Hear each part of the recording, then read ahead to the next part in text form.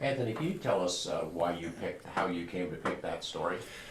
Well, because we're both local, we had a similar friend that told me about the situation. He called the Lambert family to set up a breakfast literally the next morning at the M Resort. We met. Michelle was in town. Then we told them about our mission to do single story, real stories about real kids with singular issues. This is obviously a hot button topic for me since my father committed suicide in 2006, local Eddie Zuiker. And we just, there was a mutual respect and confidence that we could tell the story properly. Again, we had no motive. Our only motive is to get the book in the hands of children. This certainly isn't a money-making enterprise. It's a labor of love, top to bottom. Did you have to talk him into it a little bit or tread lightly? And Definitely tread lightly. Our mutual friend Dominic Gentile said to me, just remember the parents got kicked in the heart. I remember when he told me that, I always had to make sure that I was going to approach it the right way, because sometimes you're in sixth gear just being a writer and creator and a book publisher and not really think about the family. So I kept that in mind, and I think because I had that first and foremost of the sensitivity of it, I think there was a good bond between the family, and they trusted me to tell the story properly. give me an idea about how the idea for the books grew. I mean, you're a TV guy. You've been other mediums as well. Sure. You've bounced around from. This goes back to sort of. Tell me about that. Well, I've got three boys, 20, 17, and 13. My middle son, who was 11 at the time, high-functioning Asperger's, wanted to do a book to tell the kids at school what was wrong with him. So I said, well, let's do a book called What's Right With You. It was called A for Autism. I wrote the book, we illustrated it, spent a bunch of money on it. He saw it, he loved it, but he got too freaked out that the kids would make memes of it and tease him in school, so he shelved it till he's 18. That was 5 years ago. And my wife, who taught at John C. Vandenberg here locally in Henderson, said, hey, second or fourth grade, I've been doing this for 18 years, let's keep going. There's plenty of kids with great stories to help other kids. So Zuiker Press, the company, was born. And our first author was from Las Vegas with the divorce story, and now our seventh author is Haley.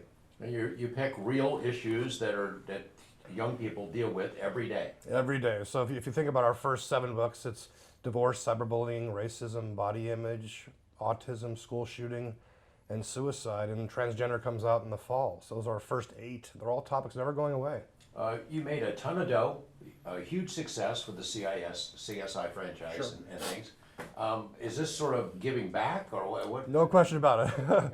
Yeah, I joke. I was like, we're $850,000 in. We've done 8 books. It's expensive. There's only emotional currency, which is part of the legacy of my wife and I in this town. We want to give people, young people, a piece of literature they can read forever and draw tools from real experiences so they can get through it. The first thing when a kid picks up this book, they say to themselves, this is a real person. It says this is my true story in the back, but also when they pick it up, it says the most important message, which is I'm not alone. And that is a really, really key piece of business when it comes to a child. How do you distribute them? How do they get out there? It's a really different business model. I raise money in the communities and foundations. We never charge for a book. We've never charged for a book. We've shipped $500,000 in books, 50,000 copies all over the country, all over Canada, by just simply raising the money, charging people a deep discount, and offer this for the schools for free. And when things are free for a school district, obviously it's like, we'll take it. We can't keep the books in stock. The challenge is always to raise more money to buy books for free, but our model is take this in our educational packet for free, and it's been like hotcakes ever since. So in Las Vegas, what will the rollout be? How will this work? Well, for this, probably Suicide Prevention Month in September, we'll gather, the Bob Miller Walk, that kind of stuff.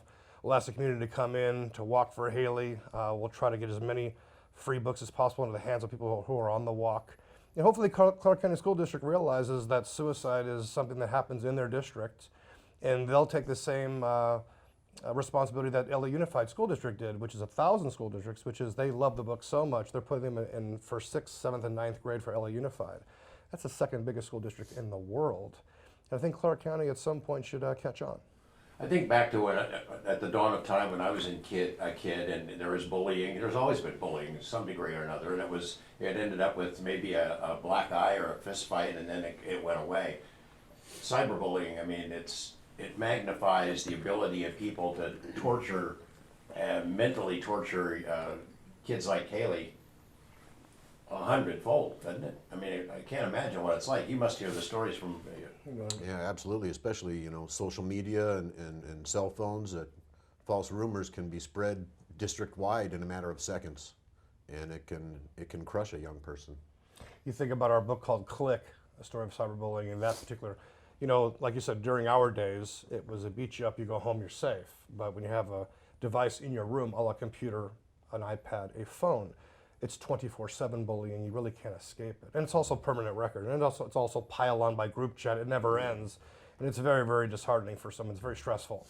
So you think a lot of young people have no problem saying things with their thumbs Sure. that they would never dare say to somebody face to face. A lot of older people too. Yeah. And it hurts just as bad.